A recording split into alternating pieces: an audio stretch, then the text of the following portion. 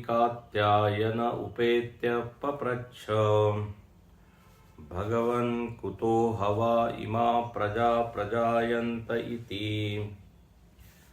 तस्मै स होवाच प्रजाकामो वै प्रजापतिः स तपोतप्यत स तपस्तप्त्वा मिथुनम् उत्पादयते रयिं च प्राणं चेत्येतौ मे बहुधा प्रजा करिष्यत इति।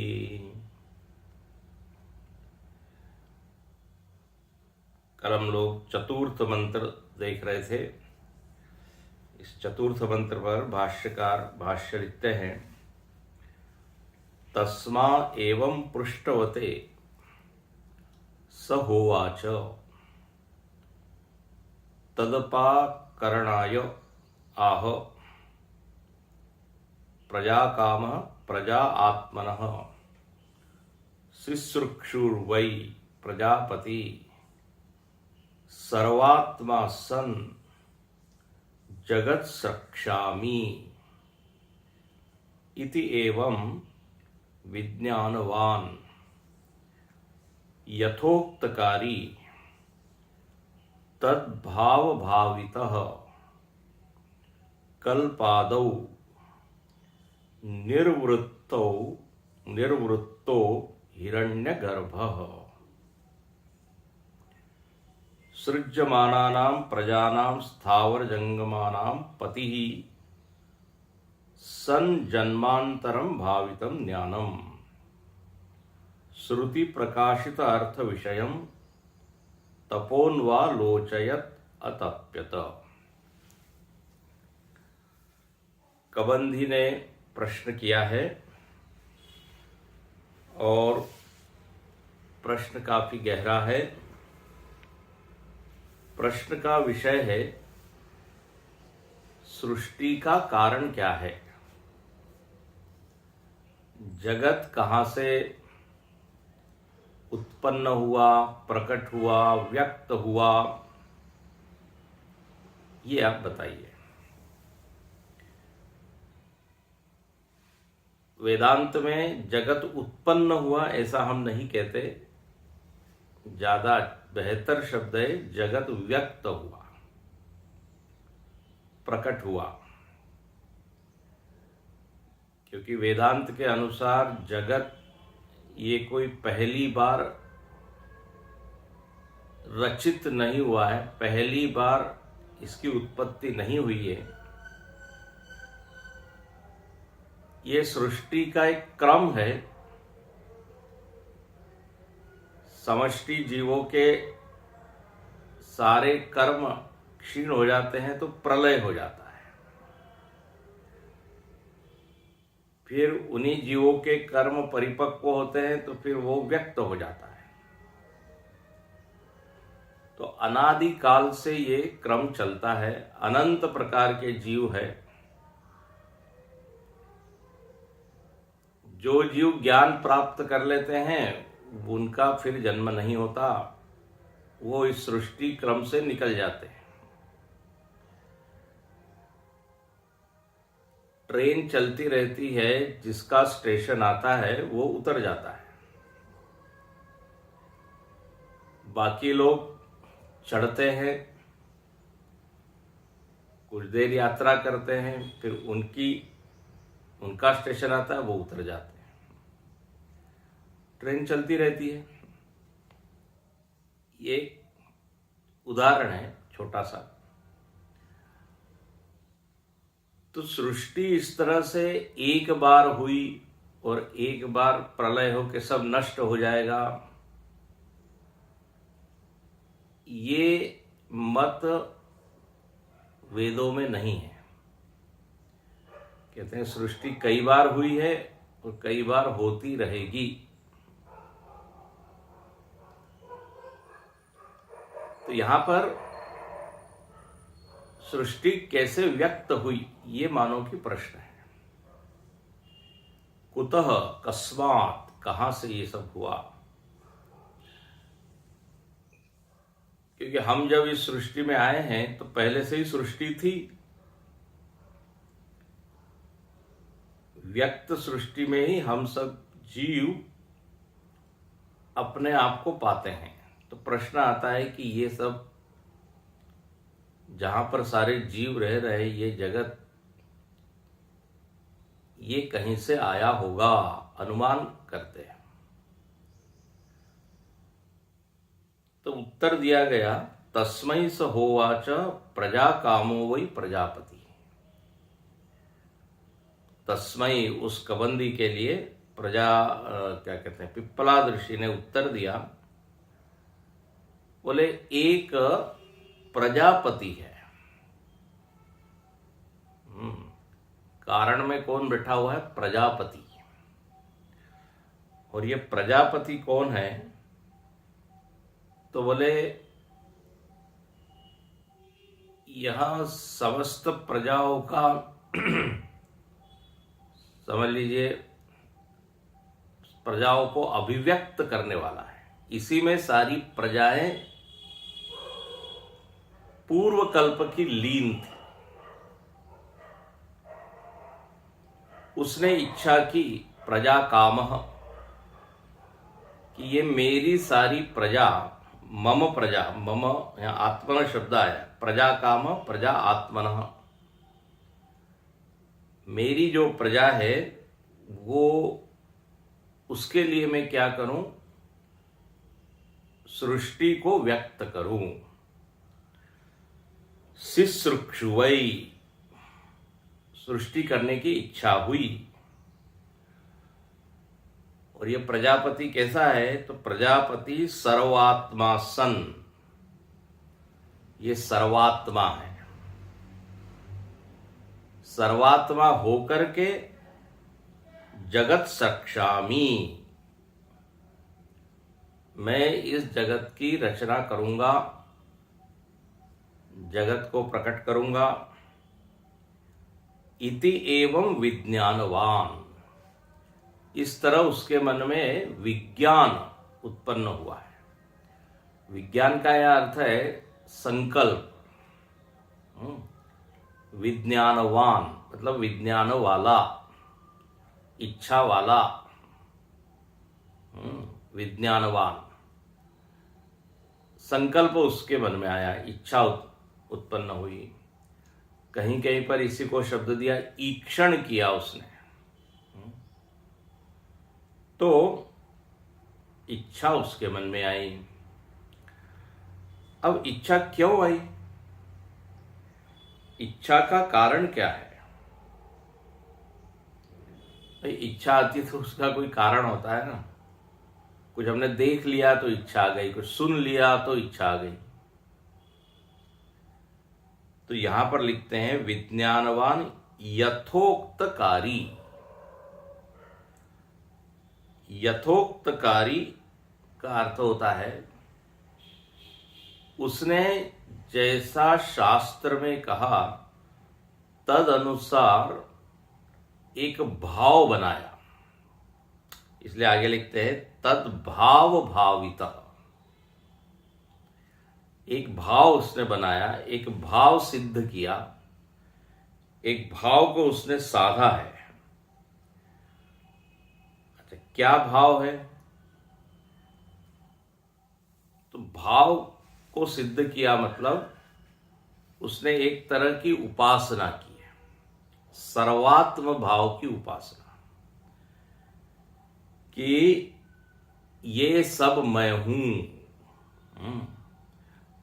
और ये शास्त्रों ने, शास्त्र सम्मत है, इसलिए कहते हैं यथोक्तकारी।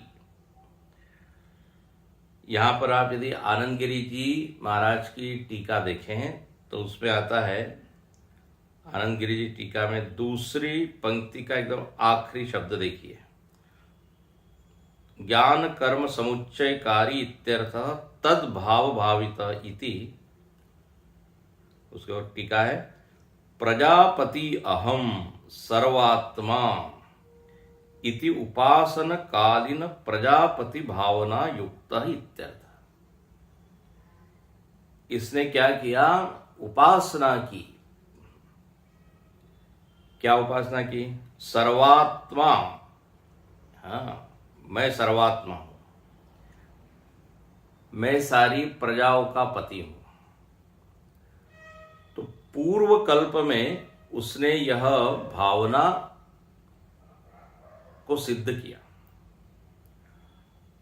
इसलिए लिखते हैं तद भाव भावितः, भाष्यकार का भाष्य देखिए, कल्पादौ, कल्प के पहले, निर्वृत्त, कल्प के पहले ही उसने पूर्व कल्प में ये उपासना की कि मैं इस सृष्टि को करूंगा, यह सारी सृष्टि में मेरी प्रजा, सारे जीव उत्पन्न होवे। अब देखो, एक तरह से क्या है, उसका अभिमान पूरे ब्रह्मांड से है, तादाद में पूरे सभी जीवों से है। तो बोले सभी जीवों को मैं उत्पन्न करूंगा, सभी जीवों की मैं मानो की आत्मा हूं, सर्वात्म भाव। ये जो सर्वात्म भाव है, देखिए उपासना से सिद्ध होता है। उपासना से ये अभिमान उत्पन्न होता है कि ये सब मैं हूं। देखो, जैसे उदाहरण देते हैं, आज हम देहात्मा बने हुए हैं। देहात्मा मतलब संपूर्ण देह मैं हूं। ये देहात्म भाव कैसे आया, किसके कारण ये सिद्ध हुआ? तो देहात्म भाव का कारण है हमारे पूर्व कर्म। ऐसे कुछ हमारे कर्म थे कि जब हमारा जन्म हुआ तो इस भाव से युक्त होकर हमारा जन्म हुआ कि ये शरीर मैं हूं। और ये कर्म का प्रभाव है, कर्म का परिणाम है। हाँ, वैसे तो ये शरीर है किसका? पंचमहाभूतों का, आकाश, वायु, अग्नि, जल, पृथ्वी इत्यादि का है। लेकिन इसमें अभिमान कहां से आ गया कि ये मैं हूं, ये मेरा है। अंग अंग में, अवयवों में मैं ही हूं। तो बोले उसका कारण है कर्म, कर्मजन्य है ये। जैसे ये देहात्म भाव कर्मजन्य है, वैसे ये सर्वात्म भाव उपासनाजन्य है। तो उपासना से ये भाव सिद्ध हुआ कि मैं इस सारे सृष्टि को उत्पन्न करूंगा। उसने कल्प के पहले ये साधना की।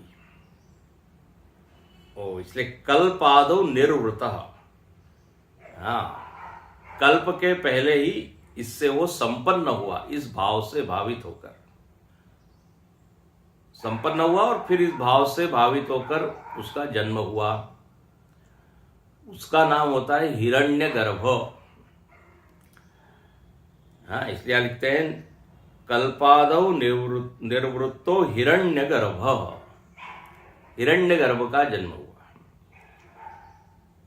ये हिरण्यगर्भ मतलब जिसका तादात्म्य सारे जीवों से है, सारे जीवों के प्रति जिसमें आत्मभाव है।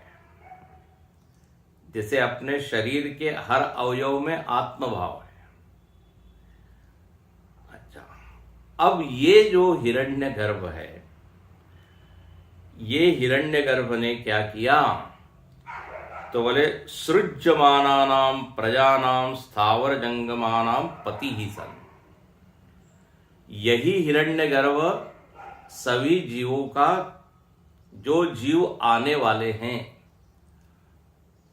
जिनकी सर्जना होने वाली है, उनका वो ये क्या होगा? पति होगा। अभी प्रजा व्यक्त हुई नहीं है, लेकिन जो प्रजा व्यक्त होगी उनका ये पति होगा, उनका ये स्वामी होगा। इसके बिना ये प्रजा की स्थिति नहीं होगी। तो इसलिए भविष्य वृत्ति से इस हिरण्यगर्भ को ही क्या कह दिया, प्रजापति। स्थावर जंगमानम, स्थावर जंगम मतलब जो स्थिर है, वनस्पति आदि पेड़ पौधे, जंगम मूविंग, सजीव जितने भी पशु पक्षी वनस्पति मनुष्य, इनका पति है। क्यों वो पति होगा? स्थावर जंगमानाम पति सन जन्मांतर भावितम ज्ञानम, क्योंकि उसने पूर्व में ही क्या है, एक तरह की साधना की है, उपासना की है कि मैं इन सब का क्या हूं, स्वामी हूं, ये सब मुझ में हैं। तो अब ये थोड़ा समझने में हल्का सा डिफिकल्ट है, कठिन है। कल ही हमने कहा था कि सृष्टि का जो प्रारंभ है वो थोड़ा सा डिफिकल्ट है, लेकिन अब इसको समझते हैं। तो ये प्रजापति सर्वात्म भाव में प्रतिष्ठित है और इसने पूर्व कल्प में ही क्या किया है, ये साधना की है। तो जब वो हिरण्यगर्भ के रूप में व्यक्त हुआ तो इस भाव से ही वो व्यक्त हुआ है कि मेरे में से सारी सृष्टि निकलेगी। ये जो इच्छा आई है, इस इच्छा का कारण पूर्व कल्प की उपासना।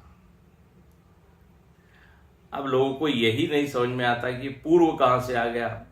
ये भ्रांति इसलिए होती है क्योंकि लोग यही मानते हैं कि पहले सृष्टि नहीं थी, शून्य से उत्पन्न सब हो रहा है। तो ऐसा नहीं है।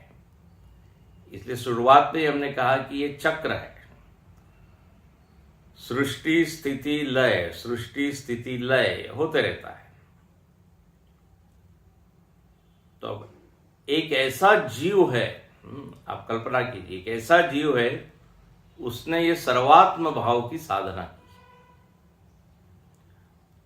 पूर्व कल्प में, और उस भाव से अब वो उत्पन्न हुआ है। अब देखो, इसका एक उदाहरण हम देते हैं। श्रीमद् भागवत में नारद जी का चरित्र आता है। नारद जी पूर्व जन्म में दासी के पुत्र थे।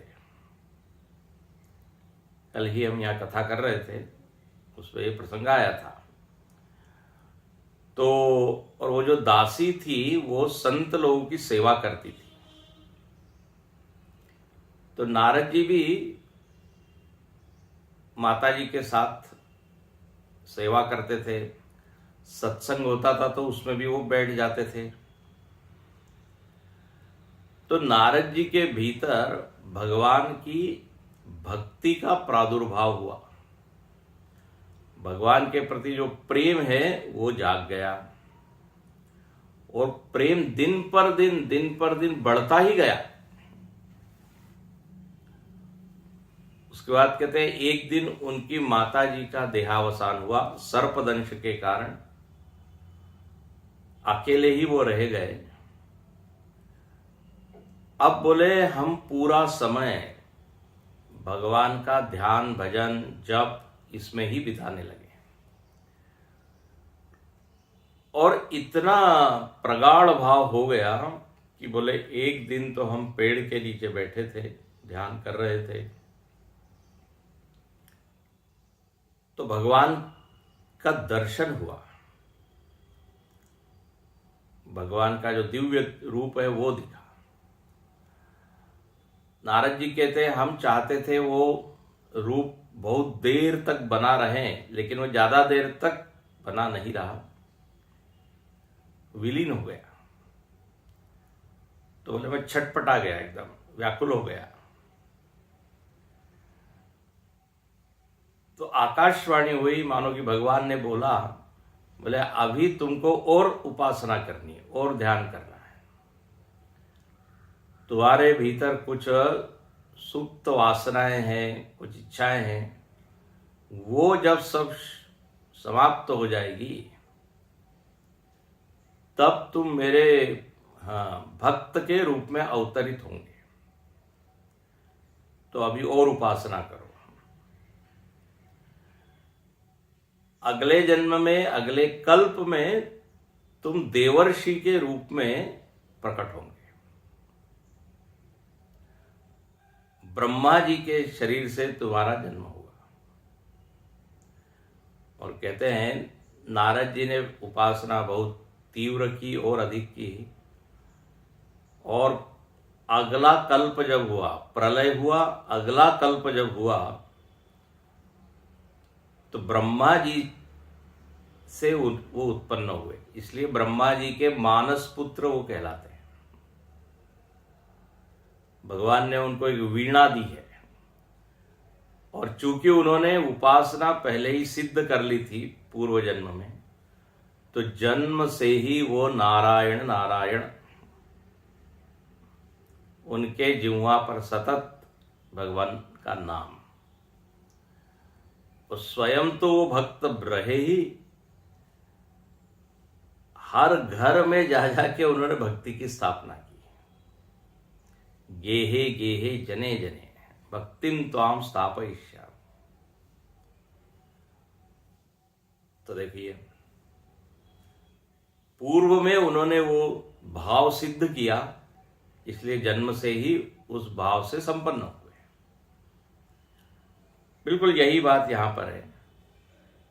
सर्वात्म भाव से ये हिरण्यगर्भ संपन्न है, और इसका जन्म हुआ है, और इस हिरण्यगर्भ से ही सारी सृष्टि प्रकट हुई, सारे प्रजाएं।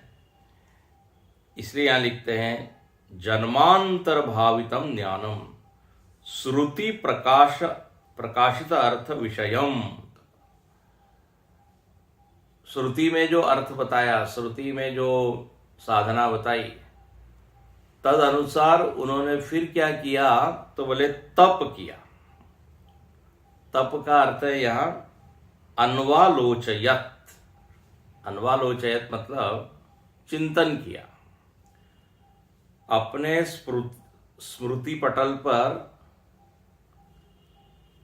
पूर्व में जो किया था उस सबको क्या किया, उन्होंने स्मरण किया। जैसे हम जोर लगाते हैं अपने बुद्धि पर, कल जो याद किया था, बोले कल जो सुना था याद करो, तो हम बैठकर क्या करते हैं, याद करते हैं। थोड़ा उसमें क्या लगाते हैं, जोर लगाते हैं। जोर लगाना, ध्यान देना, जो हमारी स्मृति कोश है उसमें से उसको निकाल के लाना, रिट्रीव करते हैं ना डेटा को। तो ऐसा उन्होंने क्या किया, अन्वालोचयत, और उन्होंने सृष्टि का संकल्प किया। क्योंकि उनकी पहले ही उन्होंने उपासना की हुई है। मैं चाहता हूं मेरे से ही सृष्टि हो, सारी प्रजा मेरी हो। तो सारी प्रजा के लिए जो आवश्यक है, ध्यान से सुनना, उसका उन्होंने संकल्प किया कि एक पूरी सृष्टि बने, और उस सृष्टि में सारे जीवों के जो जो भोग हैं, उन भोग के लिए जो जो वस्तुएं हैं, वो सारी वस्तुएं क्या होवे, प्रकट होवे। ऐसा पूर्व कल्प में जीवों के लिए जो जो उत्पन्न किया गया था, क्या क्या उत्पन्न हुआ था, बोले वो सब उत्पन्न होवे। तो समष्टि के लिए उन्होंने संकल्प किया, क्योंकि ये ब्रह्मांडाभिमानी है, समष्टि जीवों के अभिमानी है। अपने लिए नहीं किया, ध्यान रखना, सबके लिए किया। तो उनके संकल्प से ये सृष्टि हुई है। देखिए, एक होता है व्यष्टि संकल्प। हम अपना संकल्प करके अपना घर तो बना सकते हैं, अपने लिए एक छोटा सा पार्क बना सकते हैं खुद, लेकिन पूरा नगर तो नहीं बना सकते। तो एक होती है जीव सृष्टि और एक होती है ईश्वर सृष्टि। तो ये पूरी सृष्टि हमारे संकल्प का परिणाम नहीं है। हाँ, उसके संकल्प के अंतर्गत फिर हमारे सब संकल्प होते हैं छोटे छोटे। मूल संकल्प इस सृष्टि को बनाने का किसका है? ये प्रजापति का है, या उसी को हिरण्यगर्भ कहा है। उसमें से ये सूर्य, चंद्र, ग्रह, नक्षत्र सब प्रकट हुए हैं, और फिर उसमें हम लोग प्रकट हुए हैं, और फिर उसमें हम लोगों के जो छोटे छोटे क्या है भोग है, वो उन भोगों को हम भोगते हैं, कर्म करते हैं, साधना करते हैं। तो मूल संकल्प तो किसका है? हिरण्यगर्भ का है। फिर उसमें हम पैदा होते हैं और अपने छोटे छोटे संकल्प को हम पूरा करते रहते हैं, उसमें हम स्वतंत्र हैं। जैसे एक कोई नगर होता है, तो एक नगर पालिका होती है, उसका एक मेयर होता है, और वो एक योजना बनाते हैं, वो एक संकल्प लेते हैं। अब आजकल जैसे चला हुआ है ना स्मार्ट सिटी, तो अब ऐसे रास्ते होंगे, फिर यहाँ ये हॉस्पिटल होगा, फिर यहाँ पार्क होगा, फिर यहाँ कमर्शियल कॉम्प्लेक्स होगा। एक पूरी योजना बनाते हैं, इधर मॉल होगा, इधर मार्केट होगा। तो उनका एक बड़ा संकल्प होता है, एक टाउन प्लानिंग कहते हैं, और उसके अनुसार वो लोग बनाते हैं। अब हम लोग उसमें ही उस नगर में रह रहे हैं, समझ लो 10 लाख लोग रह रहे हैं या 5 लाख लोग रह रहे हैं। अब उन लोगों को भी अपने अपने घर बनाने की इच्छा है। ध्यान से सुनना, अपना भी एक बंगला हो, हमारा भी एक क्या फॉर्म हाउस हो, एक व्यष्टि संकल्प होता है। लेकिन अब ऐसा है कि जो नगर विकास योजना है उसका संकल्प बड़ा है, उसके अनुसार हमको अपना संकल्प सिद्ध करना पड़ता है। अब उस रास्ते से जहाँ हमारा फॉर्म हाउस है समझ लीजिए, वहाँ से यदि एक रास्ता निकालना है, उन लोगों ने ये योजना बनाई है, तो आप अब अपने संकल्प को पूरा नहीं कर सकते। अपने संकल्प का क्या करना पड़ेगा? त्याग करना पड़ेगा। बोले गवर्नमेंट के आगे अब हमारी नहीं चल सकती, उस समष्टि संकल्प के विरुद्ध जाकर हम अपना संकल्प नहीं कर सकते। मूल संकल्प उनका है, वो आपको अलग कहीं जगह दे देंगे। हाँ, तो देखो ये हम बता रहे हैं, एक समष्टि संकल्प है, एक व्यष्टि संकल्प है। वो जो है समष्टि के अंतर्गत अपना होना चाहिए। गुरुजी ने एक अच्छा उदाहरण दिया, बोले लोग ट्रस्ट बनाते हैं, ट्रस्ट, और ट्रस्ट के नियम बनाते हैं।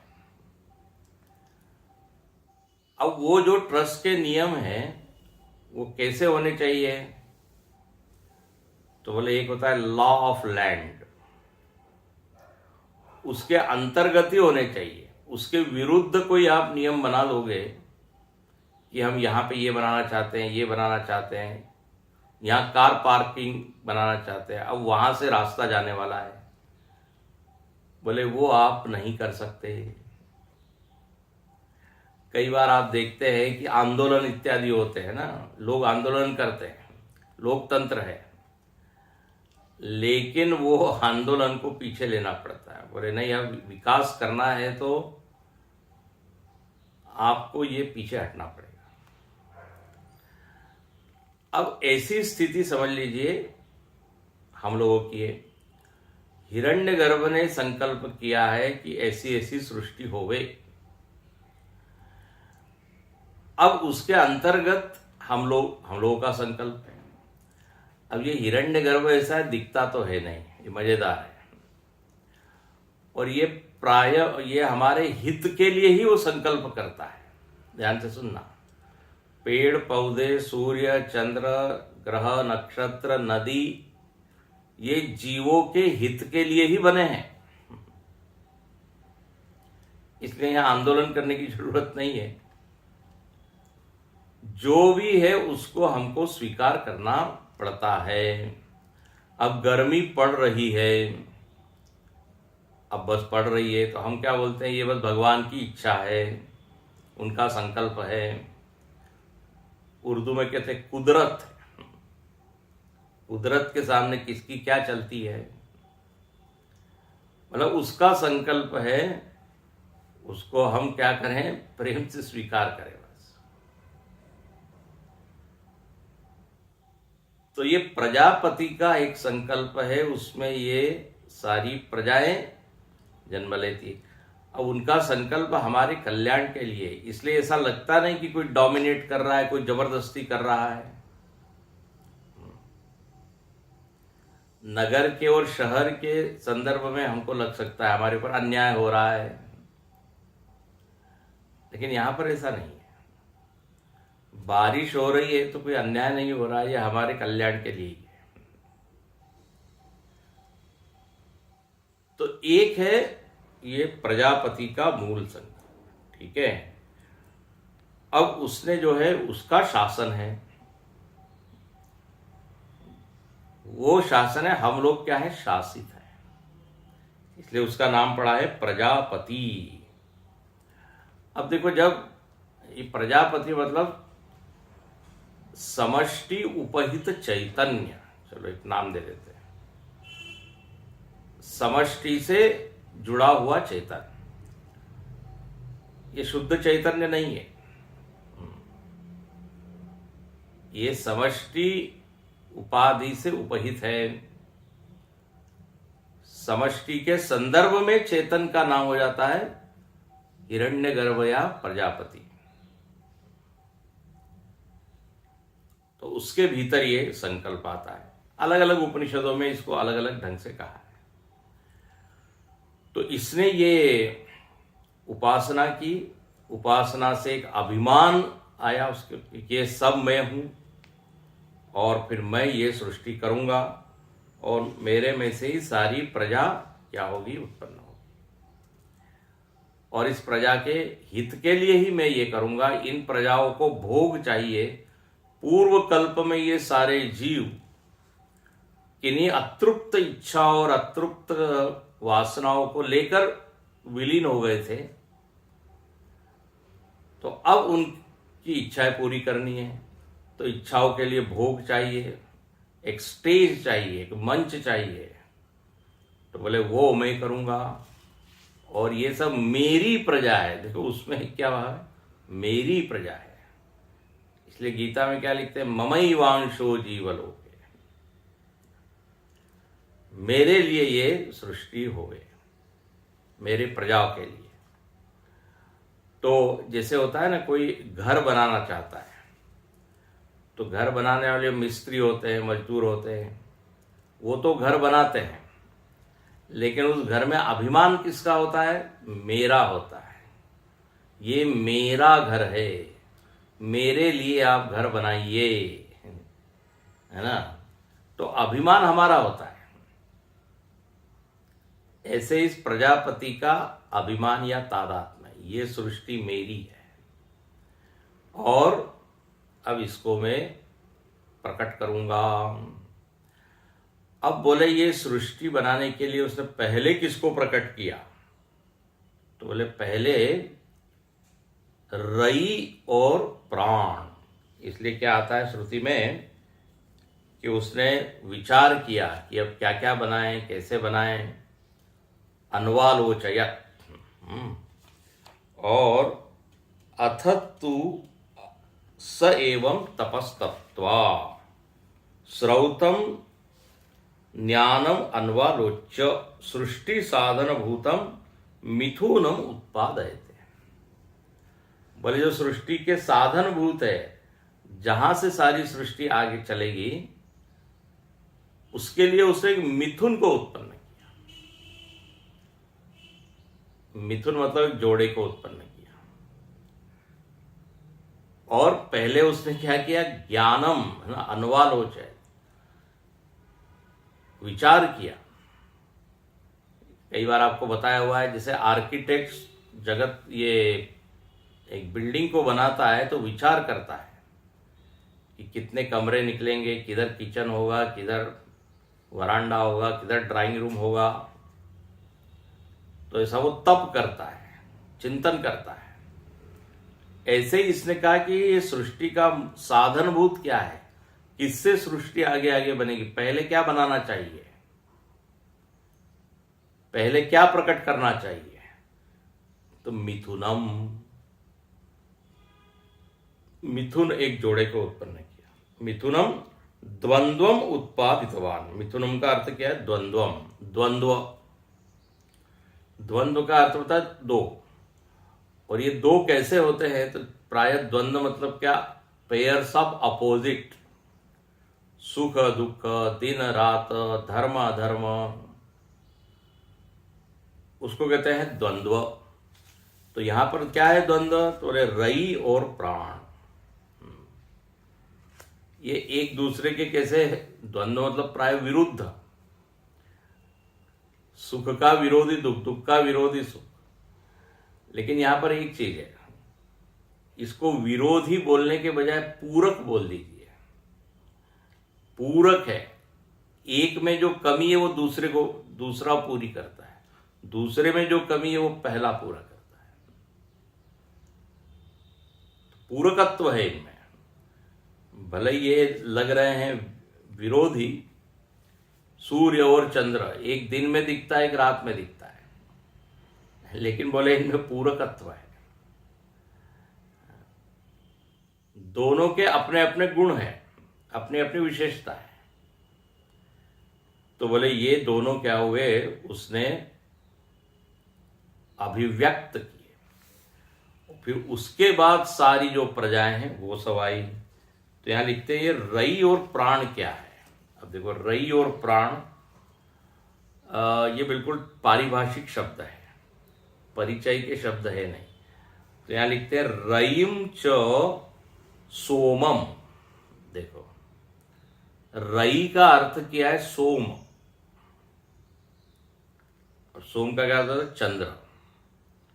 तो रईम च सोमम अन्नम, और अर्थ क्या, चंद्र से अर्थ क्या लेना चाहिए, तो बोले अन्न।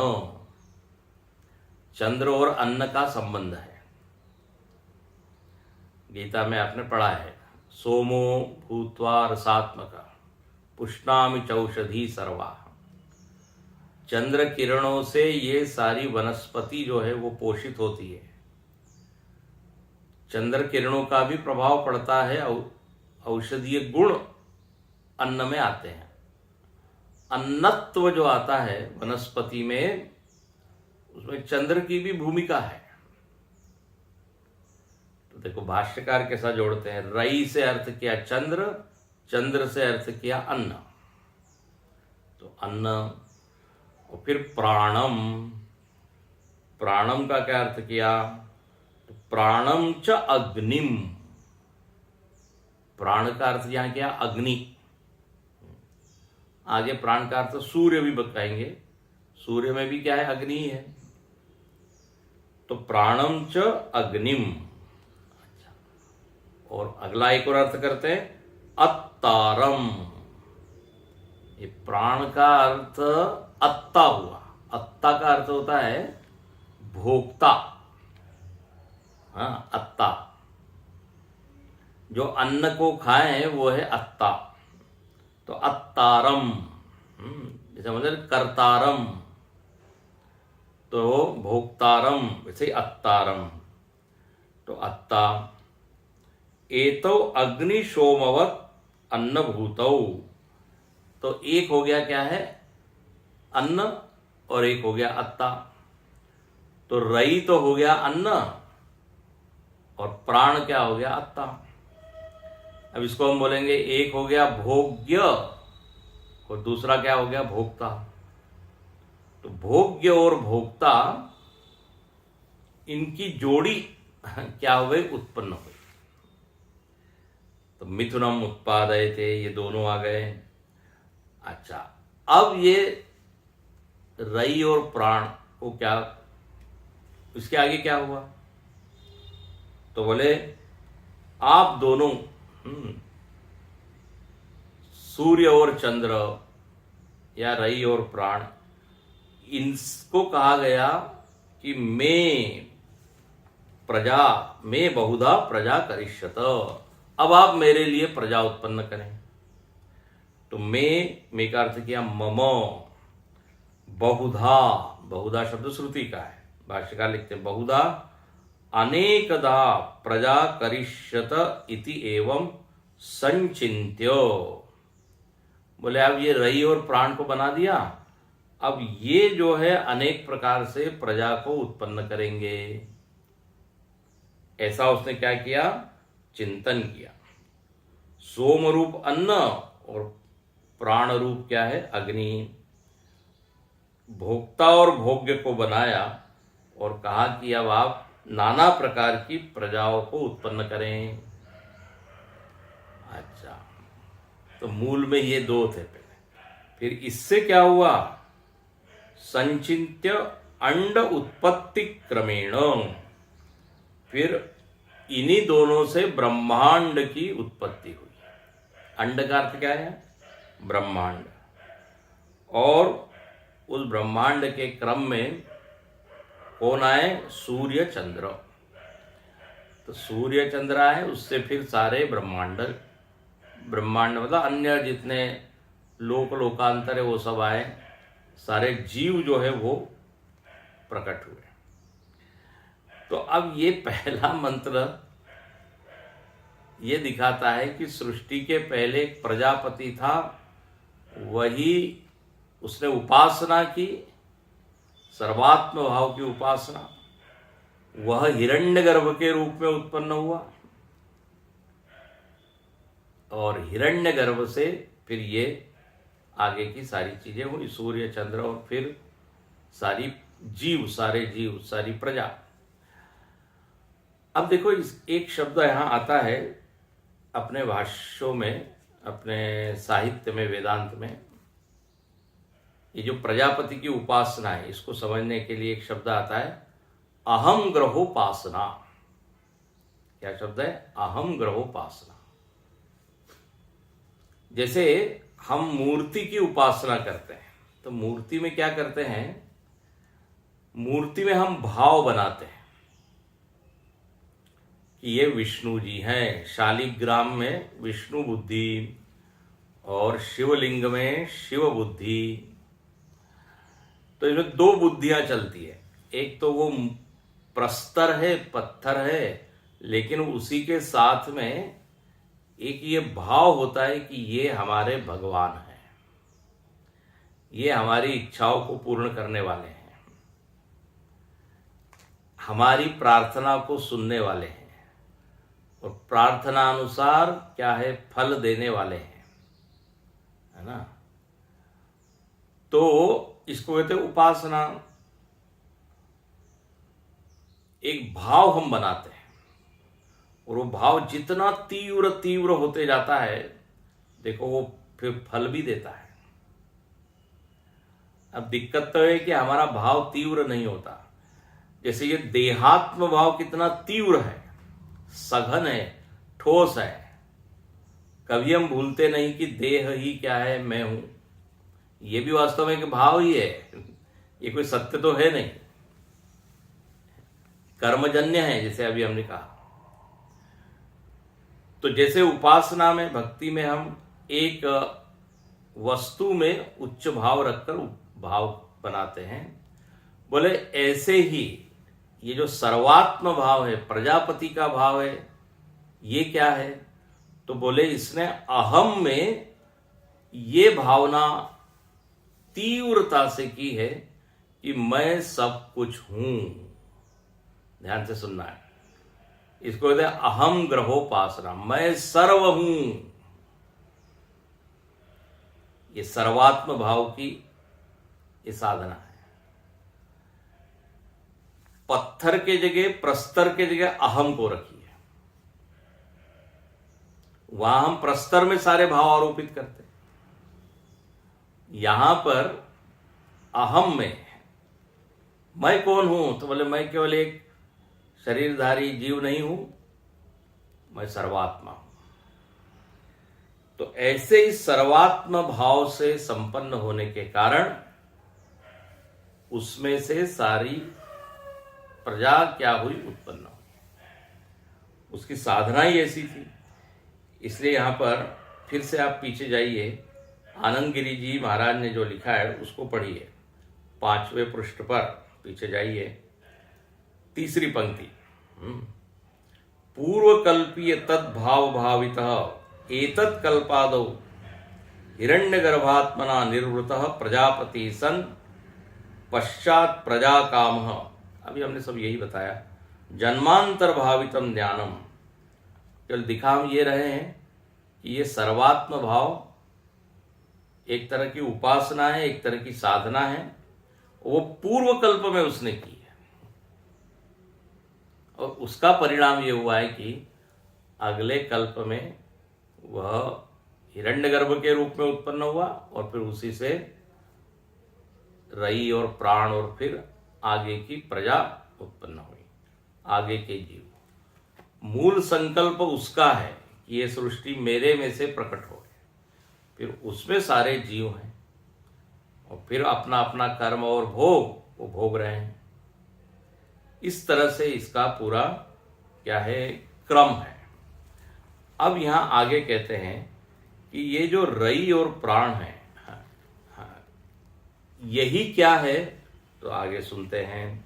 यहां लिखते हैं आदित्य ही प्राण है। इसको पढ़ते हैं। आदित्यो हवै प्राणः रैरेव चंद्रमा रयिर्वा एतत् सर्वं यन्मूर्तं चामूर्तं च तस्मान्मूर्तिरेव रैः। आदित्यो हवै प्राणः रयिरेव चंद्रमा रयिर्वा एतत् सर्वं यन्मूर्तं चामूर्तं च तस्मान्मूर्तिरेव रैः। बोलिए आदित्य ही प्राण है, जिसको पहले पीछे मंत्र में प्राण कहा, श्रुति है उसके लिए एक नया शब्द देते हैं आदित्य। ये आदित्य ही प्राण शब्द से इसका संकेत किया गया। और बोले रई क्या है, रई रेव चंद्रमा, रई ही चंद्र है। ये जो मिथुन है, जो जोड़ा है, बोले ये उनके अर्थ है। अच्छा, फिर आगे क्या कह देते हैं, रयिर्वा एतत् सर्वम। थोड़ा और आप आगे विचार करेंगे तो बोले रई ही सब कुछ है, जो कुछ अब बना है या जो आगे बनेगा। रयिर्वा एतत् सर्वम, रई ही सब कुछ है। बोले क्या सब कुछ मतलब क्या है, तो यन मूर्तम च अमूर्तम च। बोले जो भी मूर्त है और अमूर्त है, दुनिया में जगत में दो चीजें हैं। मूर्त का मतलब होता है स्थूल, अमूर्त का अर्थ है सूक्ष्म। स्थूल और सूक्ष्म जो कुछ भी दिख रहा है, बोले वो अब आप ऐसा समझिए कि सब रई ही है, चंद्र ही है। ओहो, ये आप कह रहे हैं, ये क्यों कह रहे हैं, इसके और विचार करना पड़ेगा। रई ही सब कुछ है, और तस्मान मूर्ति रेव रही, अतः मूर्ति ही रही है। मुझे कुछ समझ में नहीं आ रहा है। पहले तो आपने कहा कि दो चीजें हैं, क्या, प्राण और रई।